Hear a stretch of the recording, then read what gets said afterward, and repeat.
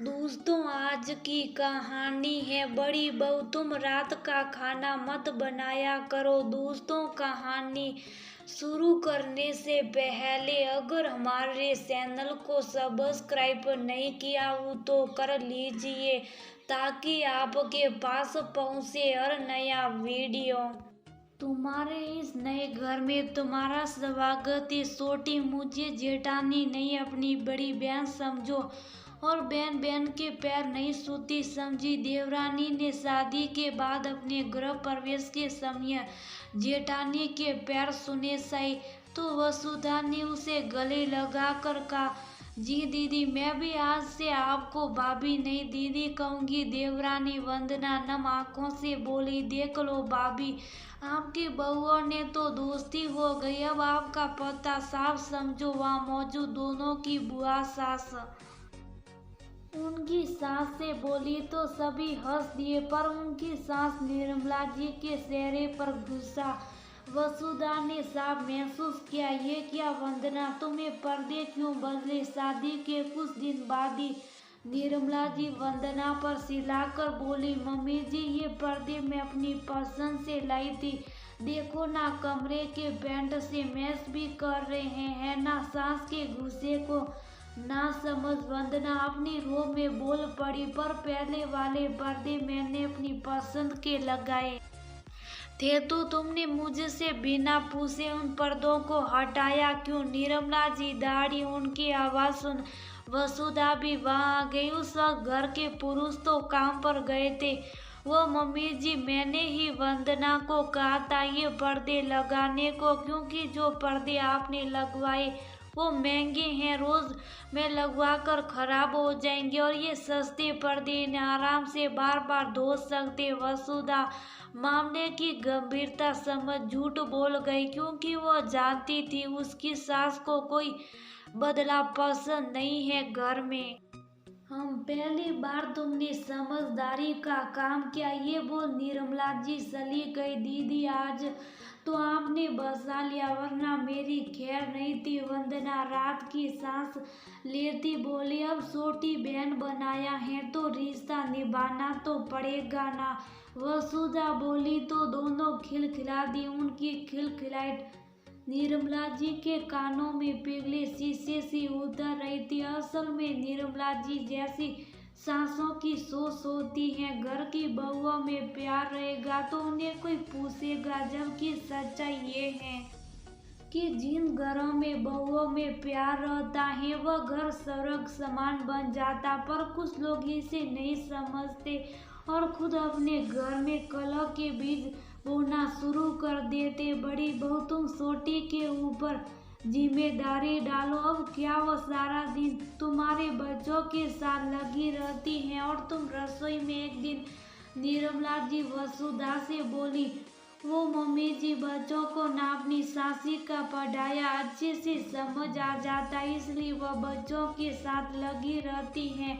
फिर घर के काम का क्या वो करे या मैं? फिर वो मेरी मदद तो कराती है ना? वसुधा मुस्कुरा कर बोली, नहीं, ऐसे तो वह कोई काम सीखेगी नहीं। आज से रात का पूरा खाना वो बनाएगी, तुम उसकी मदद नहीं करोगी, समझी? निर्मला जी बोली, जी मम्मी जी। वसुधा सिर झुकाकर बोली, क्योंकि वह सास के फैसलों के खिलाफ कभी बोल नहीं पाती थी। मजबूरी में रात का पूरा खाना वंदना को बनाना पड़ा। ऐसा नहीं कि उसे खाना बनाना नहीं आता, घर पर अभी तक उसने अकेले भी बनाया नहीं था तो उसी हिसाब कम था। वैसे भी वंदना के मायके में कम लोग थे, यहाँ ज्यादा। छोटी बहू, ये कैसा खाना बनाए तुमने? नमक तो है ही नहीं इसमें और मिर्च ज्यादा। तुम्हें खाना भी बनाना नहीं आता? निर्मला जी खाने की मेज पर भड़कते हुए बोली, मम्मी जी, छोटी को अंदाजा नहीं हुआ होगा, लाओ मैं ठीक कर लाती हूँ। वसुधा ने कहा। तभी दरवाजे की घंटी बजी और निर्मला जी की दो सहेलियां उनसे मिलने आ गई। वंदना शाही नाश्ते में और वसुधा सब्जी ठीक करने में लग गई और सबको दोबारा सब्जी परोस भी दी उसने। अरे रमा बहन क्या बताऊं, मेरे तो भाग्य फूटे हैं। एक तो काम सुराई थी, दूसरी भी ऐसे ही आ गई। मैं दोनों को खूब समझाती हूँ, सोचती हैं काम बिगाड़ दो जिससे करना ही ना पड़े। वसुधा और वंदना चाय नाश्ता लाकर बैठक में आ ही रही थी तो सास के ये शब्द कानों में पड़े। बस बहन इन बहुओं को पूछो मत, सास को ही झोंके रखना चाहती हैं। गृहस्थी में एक हम थे, हमारे सामने सास रसोई में जागती भी ना थी। रमा जी बोली। सच में बहन, और आजकल की बहुओं को तो आँख का पानी ही मर चुका है। निर्मला जी बोली। मम्मी जी, आँख का पानी मर चुका होता तो इस समय आप रसोई में होती, हम नहीं। और जो आप अपनी कीर्ति में बेफिक्री जाती हैं वह भी इसलिए कि हमारी आँख का पानी मरा नहीं। सास की बात सुन वंदना से रहा ना गया तो बोल पड़ी, शर्म नहीं आती मेहमानों के सामने अपने सास से ऐसे बात करती। निर्मला जी गुस्से में बोली। मम्मी जी, आपको मेहमानों के सामने झूठ बोल अपनी बहुओं को शर्मसार करके शर्म नहीं आ रही। फिर छोटी ने तो सच बोला, आज तक आप मुझे सारे मोहल्ले में रिश्तेदारी में शर्मसार करती रही। मैं चुप रही, पर मेरी छोटी बहन सी देवरानी के लिए मैं ये सब नहीं सहूंगी। आपको तो ये भी नहीं पता होगा रसोई में कि क्या चीज कहाँ रखी है और आप बोल रही हैं हम काम सोरे। वसुधा बोली। निर्मला, कुछ तो शर्म करो, तुम्हें बुढ़ापे में रोटी ये बहुएं देगी, कोई पड़ोसी नहीं।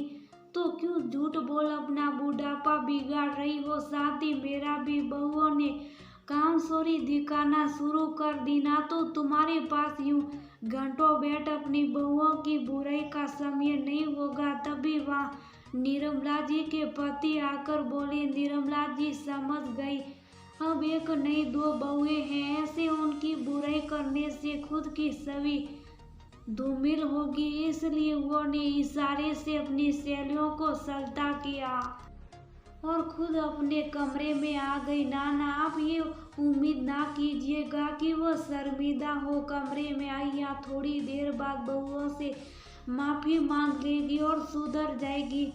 वो तो बैठकर ये सोच रही होगी इन बहुओं को अलग कैसे किया जाए। आप लोग दुआ करना वसुधा और वंदना का देवरानी जेठानी होकर बहनों वाला प्यार बना रहे, उन्हें किसी की नजर ना लगे।